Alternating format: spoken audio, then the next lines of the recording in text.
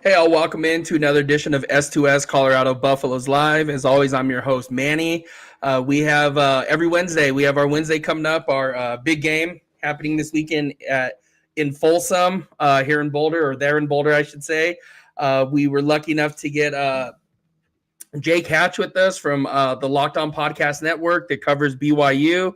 Again, as always, we're always happy to have him. I'm going to go ahead and bring him on stage. And then we're after the show, there's a huge recruiting weekend in Boulder coming up for this game. So just a huge weekend, and we'll go over recruiting as well at the end, as well as another 4-star defensive lineman signed. If you have not heard, we'll talk about that, as well as another wide receiver from IMG Academy, which we'll catch up with after the show. So I'm going to bring Jake on. Jake, thanks for coming on. Really appreciate you joining us this evening. Absolutely. Thanks for having me. Absolutely. So big game this weekend. What's it feel like there in over there at BYU? Biggest thing is BYU is excited to get started with the Big 12 slate. They obviously just finished non-conference play. They're 3-0, ranked 25th in the country in the AP poll. So things are going well in Provo, and I think the Cougars are excited to match up with the Buffaloes. They obviously had a big-time bowl matchup in that Alamo Bowl about 9 months ago. So looking forward to actually seeing them play in an actual Big 12 game versus a bowl game. Yeah, no, absolutely. And that bowl game, man, that was rough. As a Colorado fan, they took it to Colorado. Buffs weren't ready to go. So hopefully a little bit different story this time around. Hopefully tighter than it was 9 months or so ago, whenever that was. Really looking forward to this weekend as well. Yeah, well, the biggest thing about this is BYU. I don't know if your listeners know this. I learned this week myself.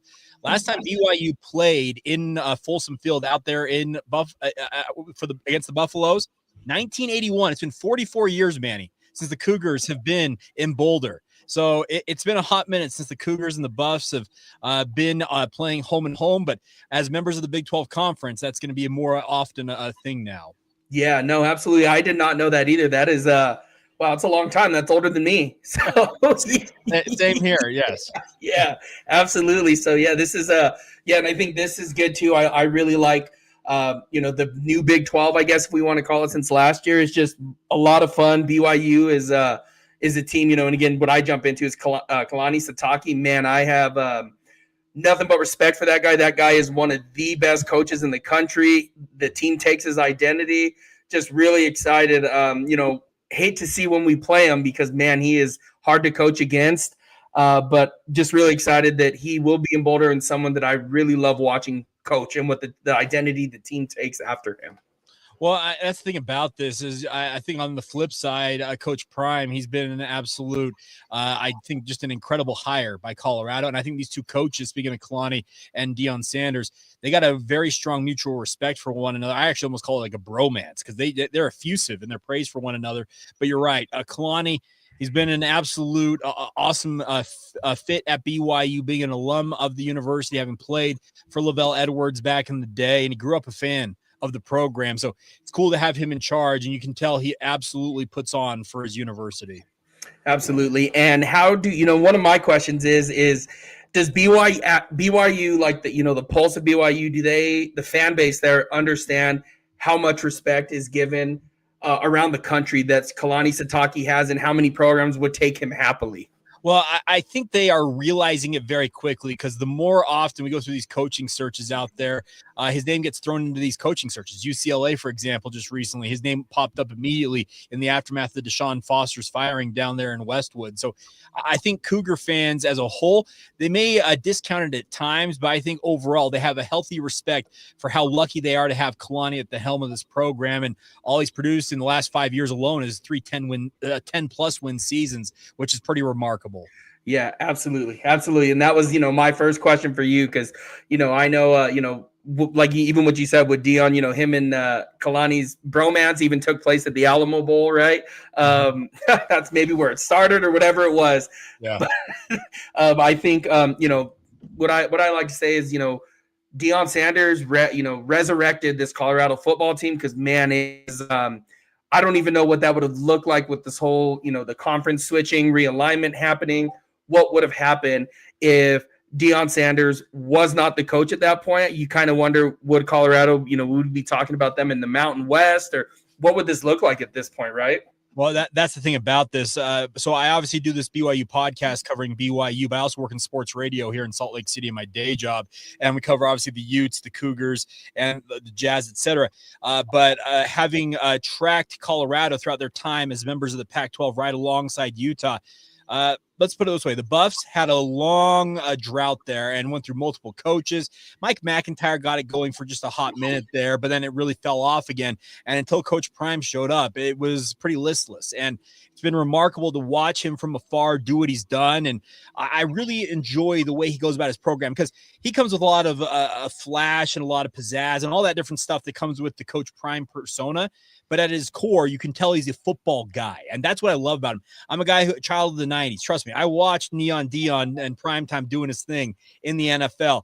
A lot of that comes with the territory coaching this program, but you also can tell he's got an old school mentality when it comes to playing the game and playing the game the right way. And I think that's why these two programs in particular, speaking of BYU and Colorado, they got a kind of an old school feel to them. They're strong minded coaches who love their players, but they demand respect in terms of their play on the field, demand respect from their coaches, and more than that, they're physical. They like to get after it on the football field. I love watching these two programs play. Yeah, and yeah, absolutely, and we'll dive into that. And I think, like you said, there's a lot of flash that comes up with Dion, and Dion, right? Those of us that grew up in the '90s remember it, right? I loved Deion Sanders growing up, so I was thrilled when the Buffs hired him. But it does come with the territory. It is, but one of the things is what the Buffs do. There is a ton of discipline there. Prime holds these players to a high standard, and it's no different with Coach Kalani Sitake. So I am.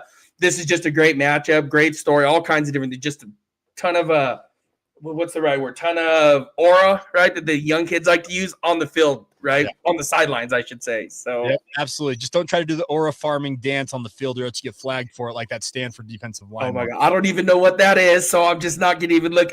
You know what? Now I got to look it up. So yeah, I don't even know what that is. So just look up just Stanford. They were playing at Hawaii week 0. And one of the defensive linemen, I think it was Clay Patterson, who actually is a really good defensive lineman, had a big sack, did the aura farming dance we've seen that's kind of taken over social media, got flagged for 15 yards, ultimately cost his team a touchdown as a result. Well, I don't feel sorry for you there, buddy. Yeah. So if you don't mind, though, Jake, what I want to do is just dive into this. What I like to do is get the viewers to get to know who you are a little bit. And I just think it's just fantastic to hear everybody's story. I think it's awesome. It's who we are. So if you don't mind, tell us a little bit about yourself, where you're from, upbringing, and how you got involved with BYU. So obviously my name is Jake Hatch. I'm born and raised here in Utah. I grew up in the shadow of LaVell Edwards Stadium in a city just next to Provo called Orem. And I grew up around the university because my grandfather for many, many years was BYU's de facto team optometrist, eye doctor, and checked eyes of guys like LaVell Edwards, Gifford Nilsson, some of the greats of BYU history. And as a result of his work with BYU, had season tickets to BYU football games. So I grew up going to LaVell Edwards Stadium, then Cougar Stadium, and watching BYU play. And so I grew up around the university, and football, college football in particular, is my absolute first love. And I knew when I grew up, I wanted to be involved in football in some capacity. Now, my dream of playing in the NFL as a tight end for the San Francisco 49ers died really quick in high school. But then I was lucky enough when I got into college, I attended BYU as a student there. I got some internships working with both BYU and the Utah Jazz, and that launched me into a career doing sports radio, which I've been doing for 15 years now here in Salt Lake City, the KSL Sports Zone out here in Salt Lake. And about 7 years ago, I got approached by one of my mentors, David Locke, the play-by-play voice for the Utah Jazz and the founder of the Locked On Podcast Network, and said, hey, we're going to launch a college arm. I'd like you to host the BYU show. You in? I'm like, yeah, absolutely. So for the last 7 years strong, I have done a daily podcast covering all things BYU in addition to what I do in sports radio. And I'm lucky enough, I've got a wife and 3 kids as well that are very understanding that dad's got a lot of demands on his time. But I'm living a dream. I get to cover sports for a living. When I'm watching games, it counts as work. There's not much better than that. No, absolutely not. I'm new to this, and holy cow, I can't believe I get paid for this. That's the kind of thing, right? To talk sports. Yeah. And then I'm guessing the San Francisco 49ers is the Steve Young tie then, right? From BYU. Yeah, Joe Montana, Steve Young, Jerry Rice, you go down the list. Like the Niners of the late 80s, early 90s, actually through the late 90s. Yeah, those are my guys. Perfect. Yeah, and I would say, I always tell everyone, I would have went pro. I just was not big enough, fast enough, strong enough. Every basic thing that you would need, I just lacked all those, or else I would have went pro. So there's that. We all would. Yeah, absolutely. Yep. So yeah, let's what I like to do is just let's talk some offense first. So one of the first questions, losing Jake Retzlaff before the season, when we went through it, I was kind of like, because I had this initially as a loss for Colorado heading into the season. Jake Retzlaff news came out, and I said, okay, Colorado should hopefully be able to sneak one out. Now, new quarterback, right? So, and again, I know I asked Bear Bachmeier. Correct. Bachmeier, yep. What do we need to know about him beside the number 37 that just distracts me so bad? It's number 47. 47. Okay. No, it's that's the first thing that's going to stand out to everybody at Folsom Field Saturday night is they're going to see this quarterback taking the field for BYU. You may think he's a running back. No, that's the quarterback. He wears the number 47 because he grew up playing linebacker and running back, and he says it keeps him in that mentality when he plays football, just to, as he says, be an animal out there on the field. He's 6'2". He's 220 pounds. He's built like a Mack truck, and he's a 19-year-old true freshman. So he's a really, really phenomenal football player. And the biggest thing you need to know about him is his ability on the field belies how young he is. He is a really, really talented prospect. I know that your Colorado listeners will be very familiar with Julian Lewis. Well, Julian, if I'm not mistaken, just turned 18 and is a highly thought of prospect. Well, it's much like Bear. He had his options across the country to go play for any university he wanted to play for. He ultimately picked Stanford in the wake of Troy Taylor's firing out there on the farm. He entered the transfer portal, and BYU has been chasing him since his high school days down there in the Temecula area. I think it's Murrieta, California is where he grew up. And they got it back into the race and ultimately won his signature. And the thing is, he showed up to campus in late June, Manny, learned the playbook in 4, maybe 5 weeks tops, and then in training camp out-dueled two other quarterbacks who had multiple years of experience, both at the FBS and in BYU system, and he's been nothing short of remarkable so far this year. So it's been a pretty cool story to watch him come in here in a very short order and look like he is the future cornerstone for this football program. Yeah, and if it looks like, as far as, I think it was week 1 or week 2. I cannot remember which game I was watching, but it was maybe even week 3. I was watching, that number stood out to me, and, I was kind of waiting to see a hiccup along the way, and didn't exist there. And I was like, right? There kind of went that thing like, that was hopefully like, this might be an easy one at Folsom. No, it's not. At that point, it's like, this is going to be tough. This is going to be a tough game. That's the one thing that stands out about him is he has 0 fumbles, 0 turnovers through 3 career games. A lot of guys, when you have youth and inexperience at the quarterback position, typically that comes with a lot of turnovers that's just part of the nature. Now, we're talking about 3 games against maybe the 3 weakest opponents BYU will face this season because that's their non-conference slate. But he's been remarkable in terms of protecting the football. So it's been an absolute hallmark of his early run as BYU starter. No, absolutely. And, to jump to the other side of it, right? So where has there been any struggle so far, or they've kind of been in protect mode a little bit? They have been protecting him, absolutely. A lot of his passing has not been dropping back on 5 and 7 step drops going through his progressions. Those will come in time. A lot of his passing is off play action. Now, they have a very strong run game. I'm sure we'll get to that here in just a minute. But that's been the big differentiator is he's been pretty decisive with the football in those moments. But there have also been times where he locks onto a wide receiver and maybe doesn't see the other guys on the field who may be open, and he needs to keep his eyes a little more downfield. But as I mentioned, that comes with the inexperience factor at this level of football. He was playing high school football this time last year. So it's pretty impressive to think about where he's at right now. But yes, there are things he still needs to improve upon. His decision-making when it comes to running the football, he's taken some licks this year. But he's built, like I said, 6'2", 220. He's not your typical freshman in terms of needing to gain weight. He is a well put together athlete, but obviously those hits will mount over the season, and they needed to reduce those a little bit. So his decision making in terms of maybe going down, getting out of bounds and the like, maybe needs to have a little more improvement there. No, that's great stuff. Great stuff to hear about him. And again, I always do this thing, right? Love hearing these kind of stories, right? They are remarkable. With Bear, and even talking about him going to Stanford. I mean, it should be shocking that he learned the playbook that quickly, right? The Stanford background, but that is remarkable. 4 or 5 weeks. That's insane. So really looking forward to it. Puts a little bit more fear into me as we get closer to the game with it. Yeah. Now you talked about leaning into the run game, and LJ Martin, man, he is off to a terrific start. One, player that we're familiar with. What has been the key then to unlocking LJ Martin again this year, and where the offense sounds like it runs through him? Number one thing, he's healthy.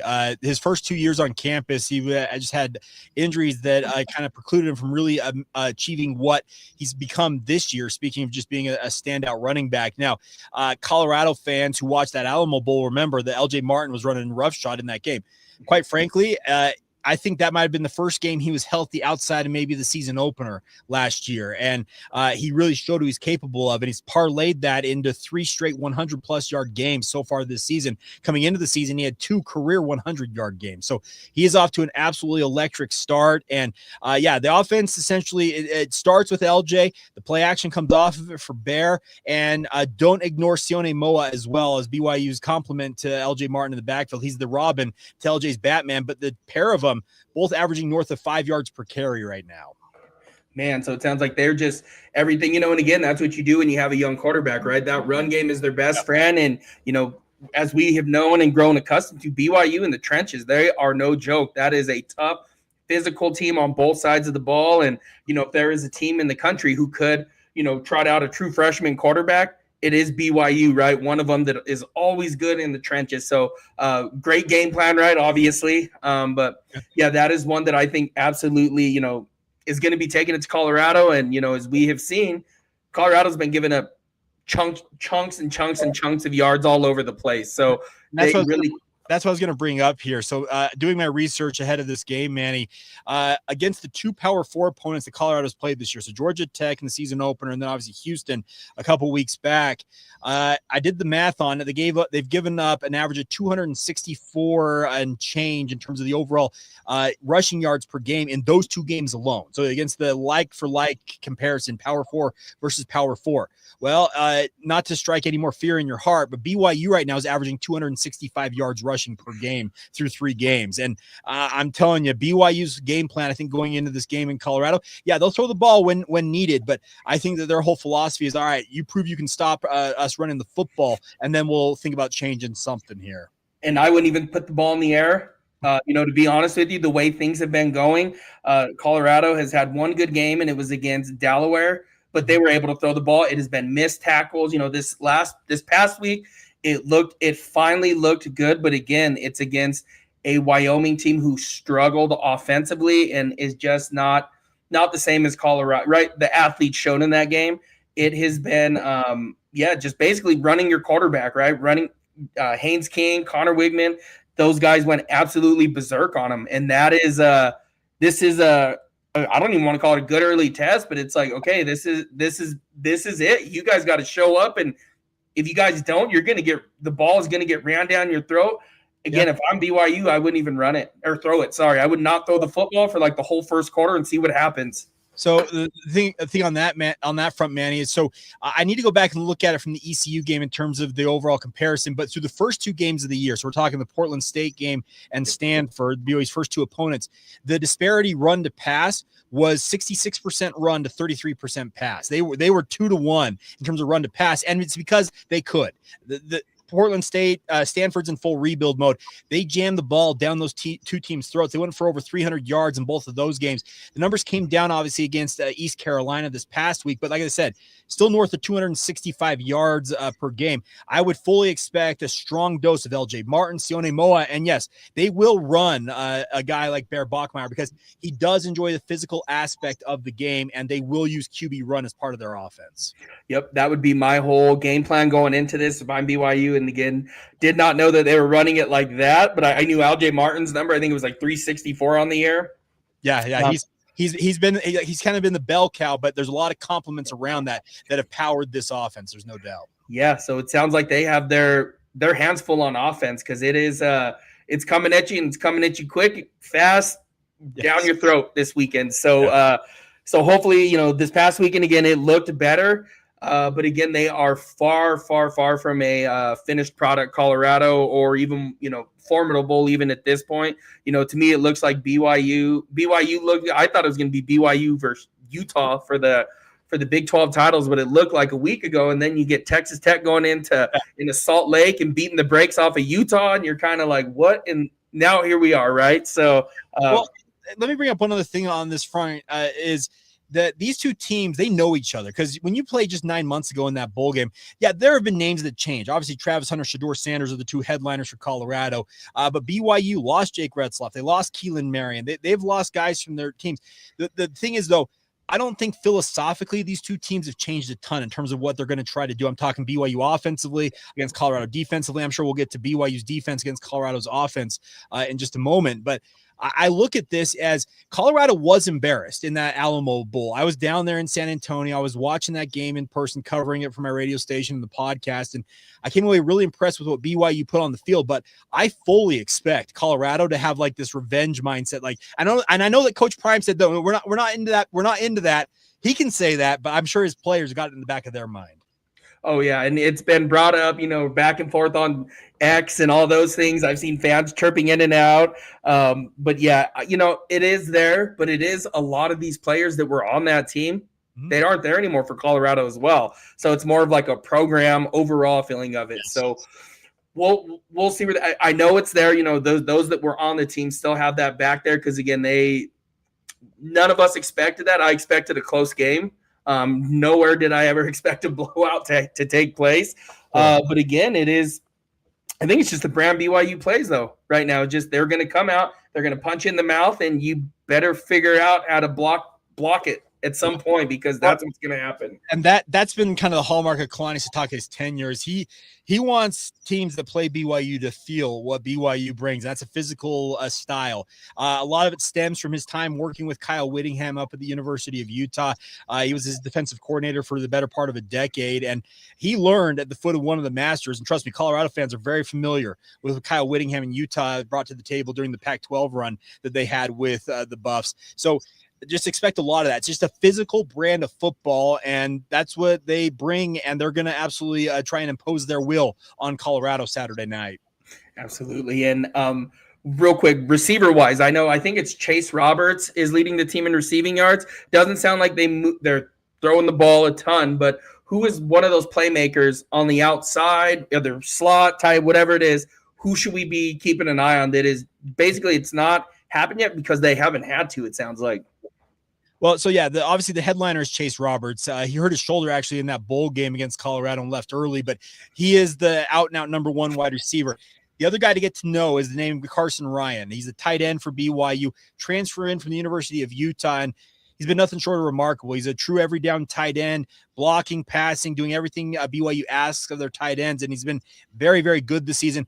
Had a number of big catches against East Carolina this past week, and I would fully expect that they'll use a steady dose of him in the passing game if need be. And then the other name to know is Parker Kingston. A bit of a slot receiver, 5'10", 5'11" spark plug, but they use him a lot of trick plays. He's been a punt returner. He had the punt return for a touchdown against Colorado in that bowl game. But with JoJo Phillips, kind of their number two receiver, going down due to a shoulder injury for the foreseeable future, it's going to be a guy like Parker Kingston kind of stepping into that void there. Okay. No, perfect. Yeah. And we know Chase Roberts, from last year, I think it was him. Was it week 1 or week 2 had that really long punt return? I think that was him, right? That's Kingston. That's Parker Kingston. Okay. Yeah. Parker Kingston. I remember that one where I was like, he is going to score at this point, right? Watch it. I think it was, Big 12 after dark, whatever we want to call it now, but it was a fantastic return. So no, that is great to know. And who is one guy that you think, who is one guy that we haven't talked about, or someone that Colorado should be on alert for?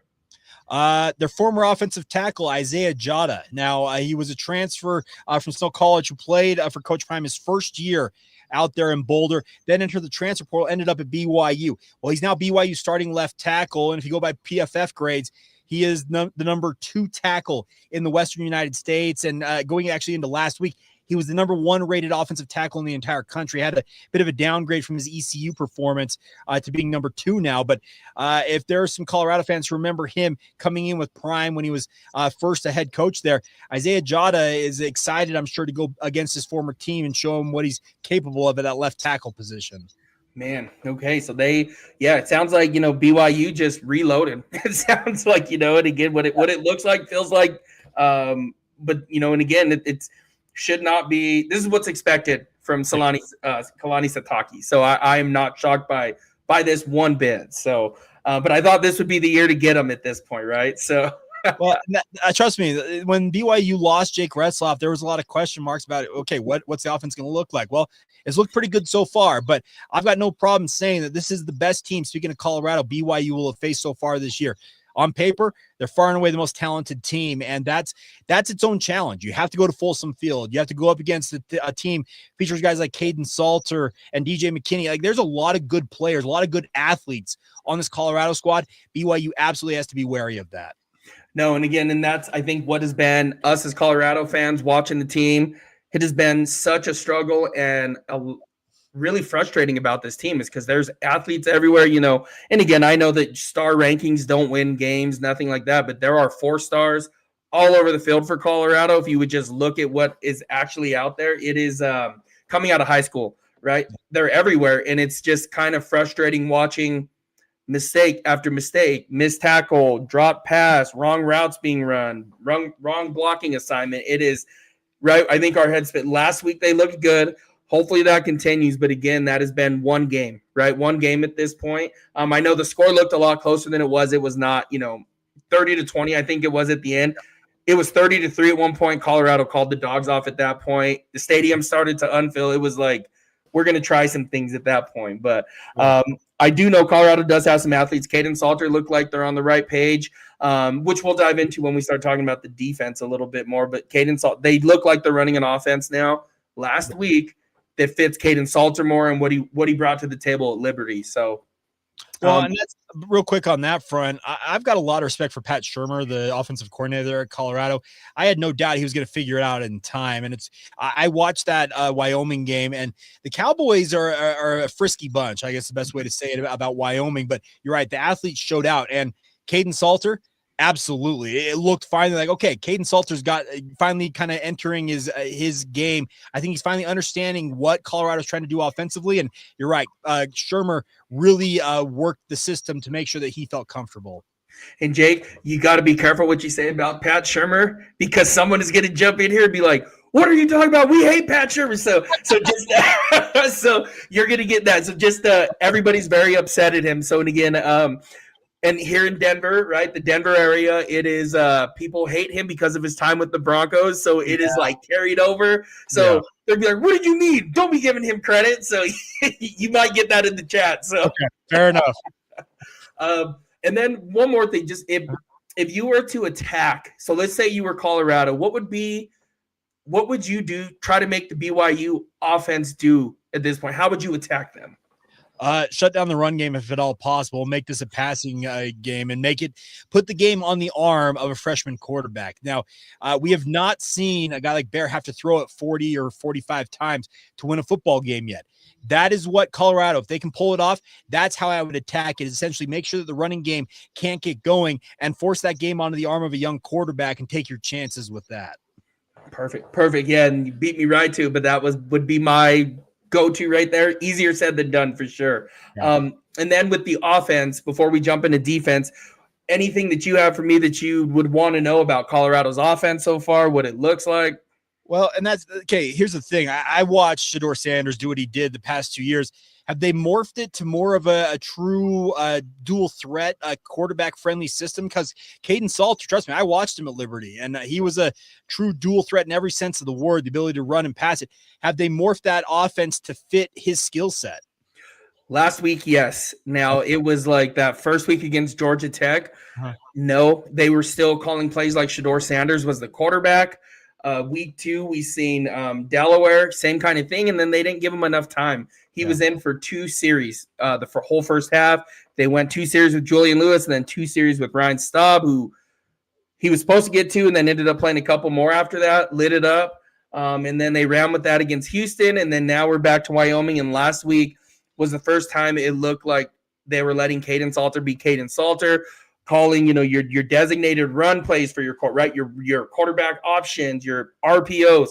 It looked like he was playing for Liberty again at this point. And we have not seen that yet with Caden Salter. And last week, it was Coach Bartolone said, well, we have to start maximizing players' skill sets and solidifying the quarterback position. So whatever they did, please continue doing it.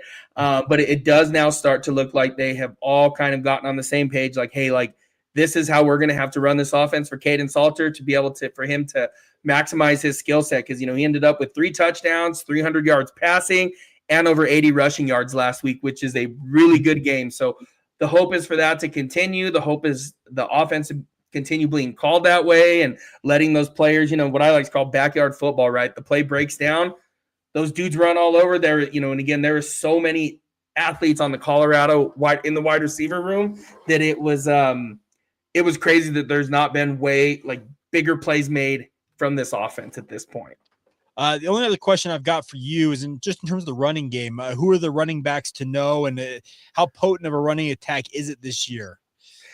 The run game has struggled. It is, I don't know if struggled is, but they don't follow through with it, if that makes sense. It is, game 1, we had Michael Welch. He was averaging 6.8 yards per carry, so just north of 6.5 yards. He only carried the ball 11 times in that game. Don't know why. And then the following week, it was Simeon Price, DeKalen Taylor. It has just been like pulling teeth. There's been no rhyme and rhythm. There's been not a lot of, what are we doing here? And so even against Houston, they couldn't get anything going, and again, they were just, that game looked different. Even when Colorado was getting blown out in the Alamo Bowl, players still looked like they wanted it. When we seen that against Houston, it was just something was missing. And again, it returned last week. But the running game has not been going, and they have a massive offensive line. Colorado does, that is all we've talked about all offseason. They've done a good job in pass protection. I would say outside of your game in Houston, outside of that, the run game has been going. They just have to commit to it at this point and let that thing happen. Last week, it looked good. They looked like they were hitting on all cylinders because, again, in Houston, we know Ryan Staub's not going to keep it, right, on one of those read option plays. He's not keeping the ball. And if you do, good luck, dude. So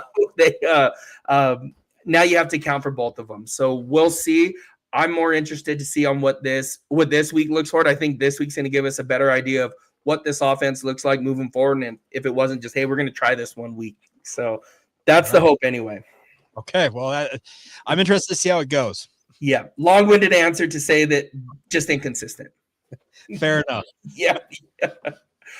Defense. So one return, Jack Kelly. He is one that I love to watch. That dude just plays the game right. Him and Isaiah Glasker. Love watching those two play.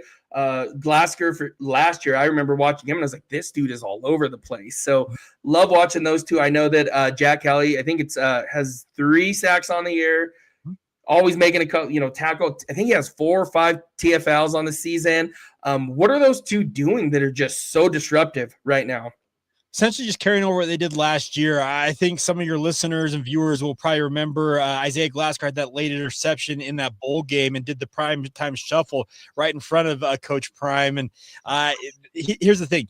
Those two are NFL linebackers, and they've essentially picked up where they left off last year and have just absolutely gotten after it. Jack Kelly, I was at Big 12 Media Days earlier on this past summer, and I asked him, what are your goals this year? He said, I want double-digit sacks. I want to have 10-plus sacks this year. Well, he's got 3 through 3 games so far, so he's on track absolutely to surpass that goal. They have just been absolutely remarkable, those two, and then if you want to add in the third member of that trio in the linebacking core, Ciali Estera, they've got a nice core of linebackers that they just get after it. They're just as capable in terms of dropping into pass coverage as they are in the run game. So it's been really cool to have them as the backbone of this defense because they're absolutely remarkable players. Yeah, there are 2 that I liked, and then there was one, I believe he ended up at Cal. He, the Buffs almost landed him. Harrison Taggart, yep. Taggart, yes. I wanted him to come to Colorado so bad, ended up going to Cal. I can't blame him with Rivera there, but it is I loved watching him play. So I really like this linebacking unit. Glasker and Kelly. Those two, anytime you watch BYU, 16 pops off the tape as well as 17, but 16, you watch him and you're like, dude, that is a man amongst boys at this point, watching him play. And this year, Jack Elliott has looked the same there. Those two are wrecking havoc everywhere they go.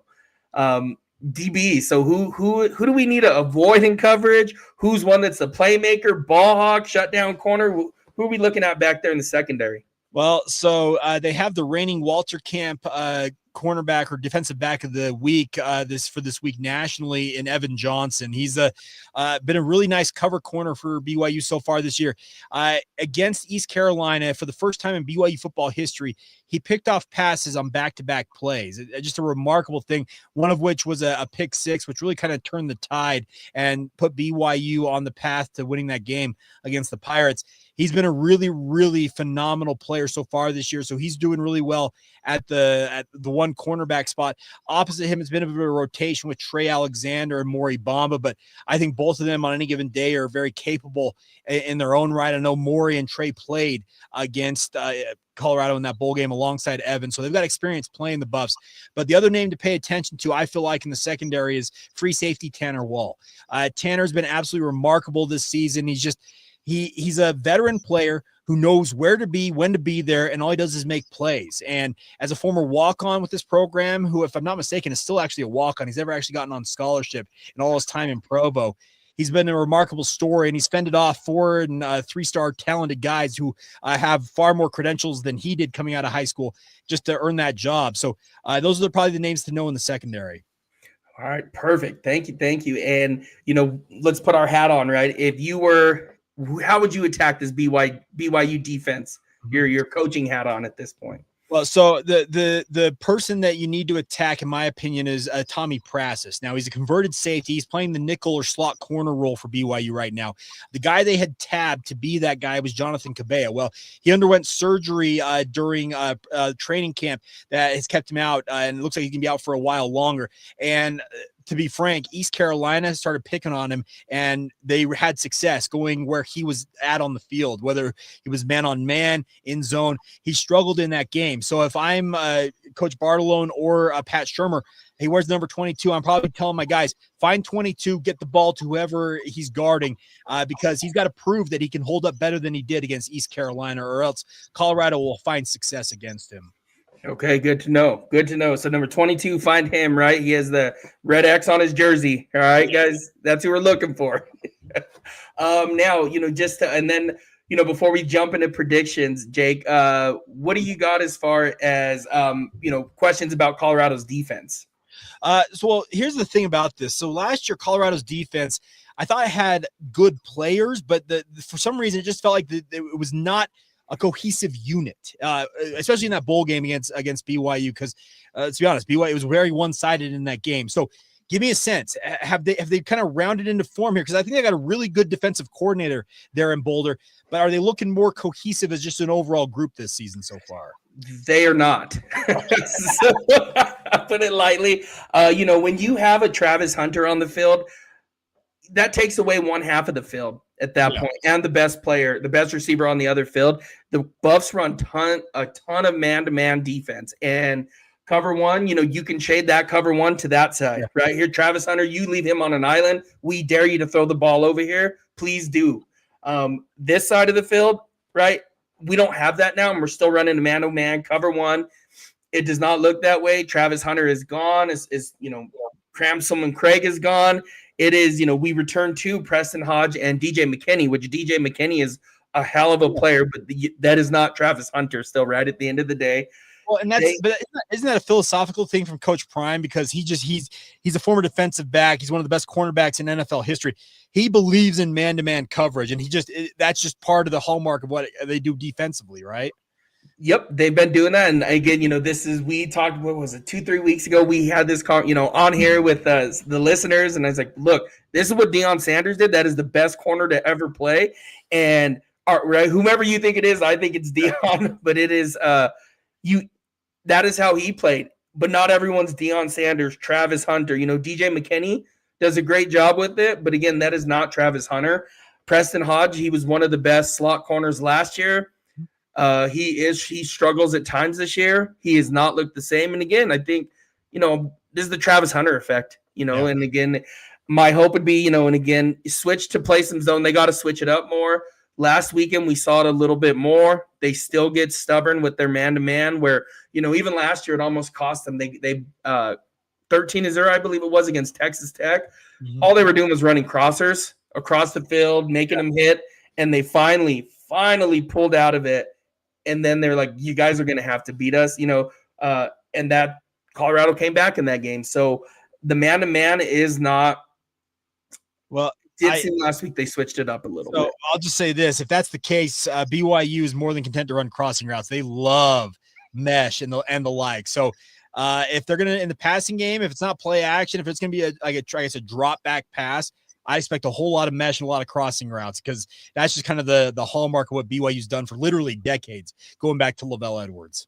Yeah, and this would be a team that would take advantage of that. And again, we saw it in the bowl game as well last year, right, with the straight man-to-man. So this has been a problem this year. There's not been a lot of, hearing me talk, you're probably like, holy cow, what has happened there? There's not been a lot of gelling or, chemistry that has taken place here.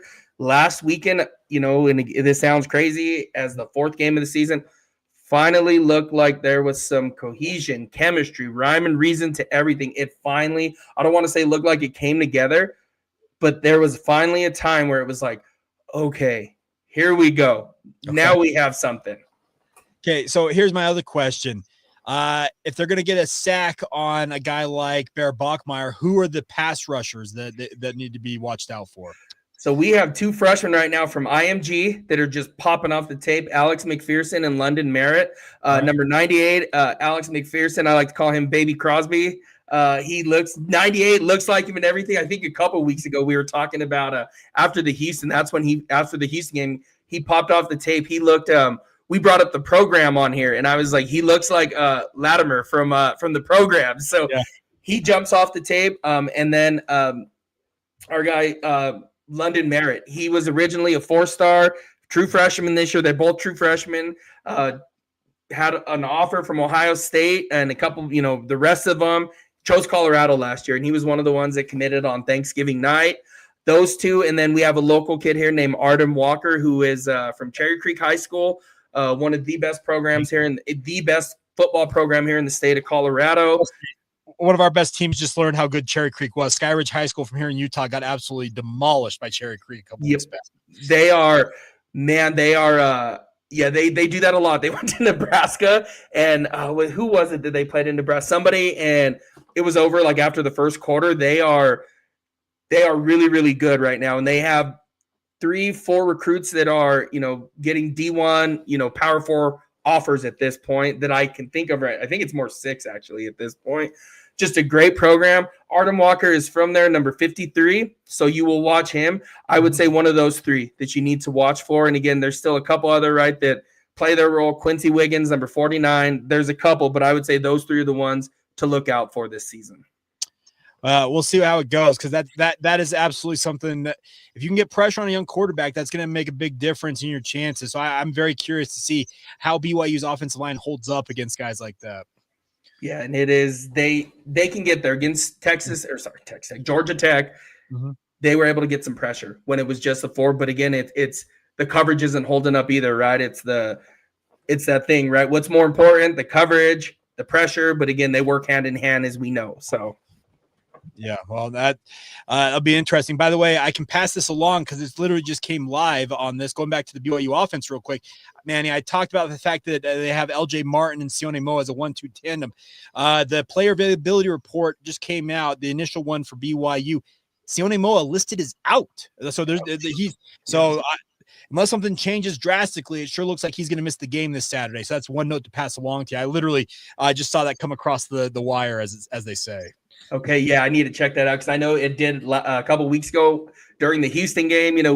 He's like, "Hey, the Houston report came." I was like, "What? This is like we're live and this and that." So it was or it was pre-recorded and I had to update as we went. So it was yeah. But thanks for sharing that. And so we're gonna have a lot of LJ Martin then. It sounds like this weekend. It looks that way, and I know that he's a very capable back. He's really transformed his body, but there will be some extra carries out there for him. It looks like. Yeah, absolutely, man.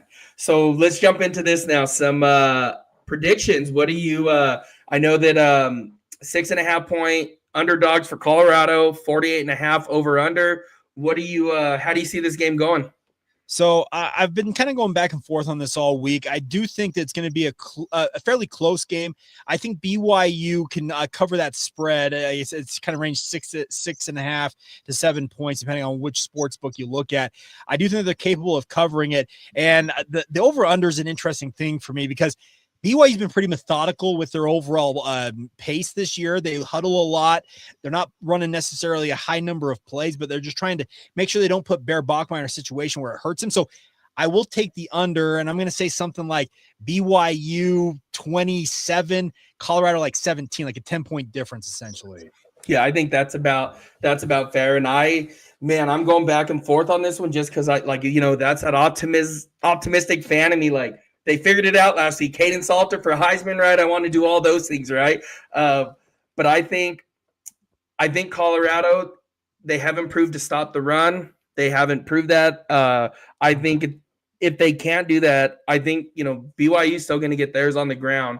Colorado needs to figure something out on the defensive end, but I would say I'm going to go 26-23 BYU. Okay, yeah, well, and that's the thing. I think it's going to be a tighter game than many people might expect, just because there's a revenge element to this because of the bowl game for Colorado. It is being played at Folsom Field. There's no denying there's a home field advantage there, so I can see that absolutely being a possibility. Yeah, and I just BYU's just they're hitting and again, like you said, they played 3 smaller opponents, but it looked right, felt right, sounded right. Where Colorado and these even the Delaware win, it didn't have any of those 3. It just looked like you guys just look like you have better athletes. That's what it looked like in that game. So we'll see what happens. I'm very curious to see how it all goes, obviously, because BYU, there's a lot of thought that, hey, do we do just what we did in that bowl game again? But I'm looking forward to it. I'm making the trek out to Boulder. I've never been to Folsom Field, so I'm looking forward to seeing it for the first time. Yeah, when that was my final question. So making your way out, when do you plan on coming out this way? I'm coming out Friday, kind of midday-ish, and we'll be spending most of Friday and Saturday out there, and excited for it. Obviously, we're at elevation here in Utah as well, so that's not necessarily a big deal, but I've never been to Boulder, so I'm looking forward to it. If you guys got recommendations, hit me up on social media and let me know where I need to go. Perfect. Jake, man, I appreciate it. You taking some time out of your busy day to join us here. Thank you again, as always, and maybe we can make this every year that they do play, kind of whenever it is, a yearly thing, because I really do appreciate it. Well, yeah, that's the thing about this. Hopefully it's more bowl games, and if it's not a conference game, let's get together. Absolutely. I'd love that. Perfect. Jake, thank you. Enjoy your trip out here. And again, if you need any recommendations, let me know as well, but I really do appreciate you. Thanks for having me anytime. All right. Have a good one, Jake. Thanks, man. Bye-bye. All right, guys. So there's Pasta J's. There you go. Yeah. The line there is always crazy long for some reason. Well, not for some reason, because it's really good. So my wife, so she went to school out there, and so we have been trying to eat there forever. I've never actually made it in to eat because the line is always so long at the times we go. So maybe that's something that my wife and I should try before the game this weekend. So real quick, the reason, let me get a couple of these questions. What I wanted to do, though, I didn't have a show on Monday, but man, the recruiting that thing has been popping everywhere. The Buffs are making moves in recruiting right now. Man, this is exciting. So let me just jump into this real quick with you guys. So just recruiting wise, let me put this up. The chips are starting to fall, it feels like. So recruiting wise, so if you have not heard, 4-star Emmanuel Ruffin committed to the Buffs after his visit this past weekend. Defensive lineman. I am really excited about this kid. Man, this is a big get for the Buffs, especially in the trenches. So his strengths, I know I talked about this last week, but just wanted to go over it again. So plays primarily as a 5-tech DN, but can shift to D tackle or nose tackle, offering flexibility in multiple fronts. I don't know where they're going to play him at. I'd probably say D tackle is going to be where he plays at.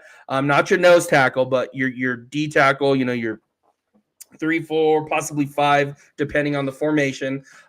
Stout against the run, uses explosion and leverage to defeat double teams, and he has a really quick first step for a 6'4", 290-pound frame. Again, this is a high school kid. We're talking about 6'4", 290 pounds. We're not even there yet, like at this point. Like it's talking about like full potential of just his height and weight, just size, frame. This kid is going to be a player for Colorado moving forward. So really excited for him. Improvement areas, relies more on athleticism than raw power, needs to build upper body strength to consistently shed blockers. Again, this is nothing different than any high school kid that plays defensive line or even in general. So a lot of these things, I don't even want to go over them just because they are typically what a lot of the kids coming out of high school need to work on. And again, but just this is a huge gift for Colorado. Today, 3-star wide receiver Christian Ward from IMG committed to Colorado. 6'3", 185 pounds. This is one that we have been talking about on here. He is absolutely, this is huge. Like, this is huge. Again, I wouldn't be shocked to see Christian Ward moved up a star to a 4-star as the season gets wrapped, the high school season gets wrapped up. But these are 2 big wins. They also have a big recruiting weekend coming in. So against BYU, again, as we have known, I think I still have my graphic there. Let me see if I can get it up. But this is a really big recruiting weekend. They're going to host offensive tackle Javian Cooper from Central Catholic in Miami, Florida, 6'4", 295. He is the 42nd overall offensive tackle in the country, 483rd player nationally, and he is right now committed to Syracuse. Another guy we talked about, Brian Hamilton, 5'10", 150 pounds, 163rd wide receiver, and 1,102nd nationally ranked. One that we've talked about a couple weeks ago, wide receiver Braden Allen, one that they have been trying to flip. 6'1", 175, 85th ranked wide receiver, 579th player in the class. He is at a Lafayette Christian Academy in Lafayette, Alabama. Right now, he is committed to Tulane. So I think it should be Louisiana. Running back / linebacker, Leaky Tompkins, 6'1", 235 pounds. This is your big power back. Again, IMG Academy. This is, there is that pipeline is real. That pipeline is a thing right now. It is. Colorado is definitely hitting that, and it is only continuing to get stronger. He is 719th ranked nationally and 54th ranked athlete. So not locked in as a running back or linebacker. He is locked in as an athlete, which is great. I don't think you can play both sides of the football as a running back or linebacker. Delivering hits and getting hit, I don't know how well that would work. I would advise against that, but you never know. You never know. Jamarcia Plater. We talked about him from Captain Shreve High School out of Shreveport, Louisiana.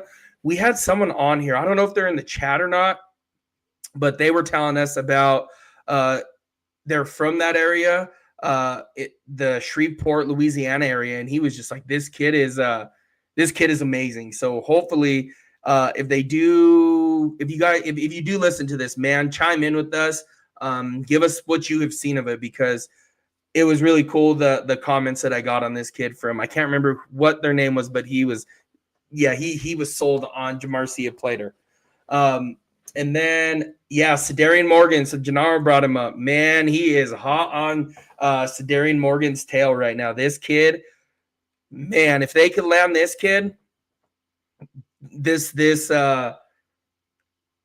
class has just went up a different level, right? Like this kid is going to be electric, explosive, and he would have Julian Lewis throwing him the football. Man, this would be big time. So he pulled up to Boulder this weekend. He was there.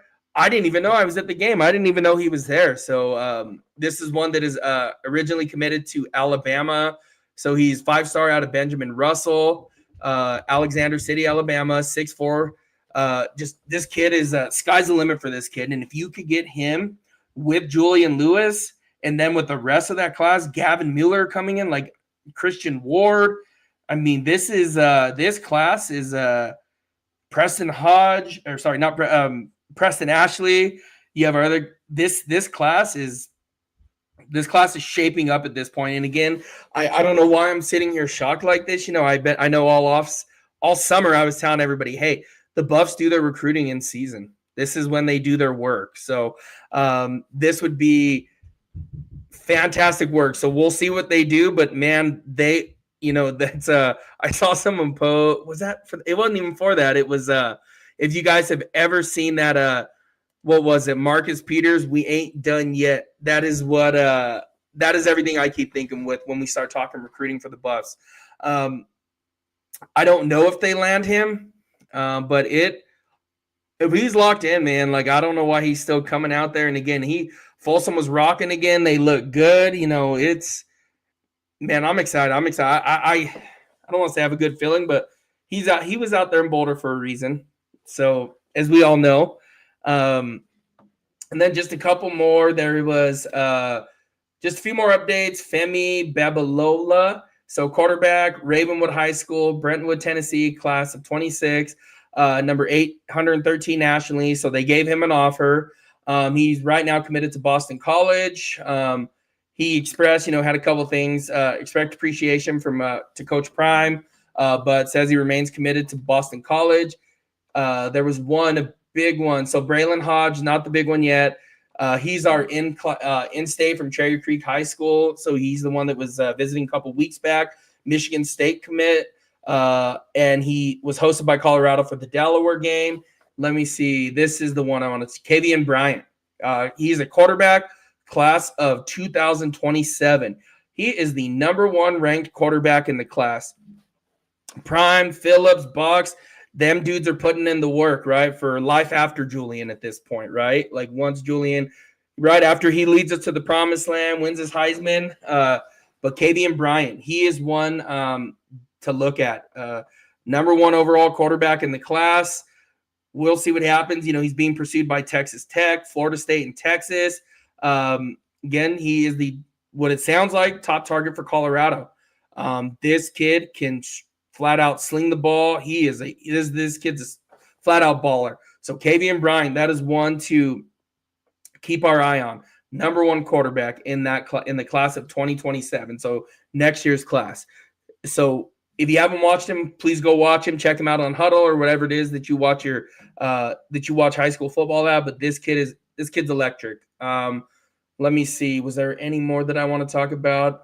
We'll talk more recruiting on Friday because there is 2 or 3 more. But man, the Buffs are absolutely, man, they're getting after it right now. They're not done yet by any means. I wouldn't expect to couple more flip targets flip this way in the coming weeks. So keep your eyes on that. Are you worried about future of Dion and Livingston? Not about Dion. He just signed that extension. Livingston, maybe. I mean, a little bit, but I don't think they're there yet. The one that I don't want to say worried, the one that may possibly be out next year might be Pat Shermer. But we'll see. We'll see on that. Again, if they can figure this out, things go right, perfect. No, I think it's too early to be firing people. As mad as I was at Pat Shermer a couple weeks ago, it's still a little early, maybe a couple weeks. But I think Livingston's safe for the season at this point, unless something goes horrifically wrong. But I think he's safe. Yeah, they don't stock K Salter. We up by 14 on paper. We have more. Yeah, which is the most domestically. This is the most frustrating part, I think, of this season. Is the Buffs are so talented. We have like we talked about. There's 4 stars everywhere on this roster. They got to get it together. This chemistry has to come together. It felt good last week. It did all those things. I'm cautiously optimistic, but again, it is hard right now when BYU is pounding the rock down everyone's throats to think that Colorado would be able to stop them. So, but if Salts can do his thing again, man, like just beat Caden again, right? And again, that falls on everybody at that point, right? Offensive line, receivers, running backs, play calling, that's on everybody. Defense, right? Everybody has to do their job. Is this make or break for Dion?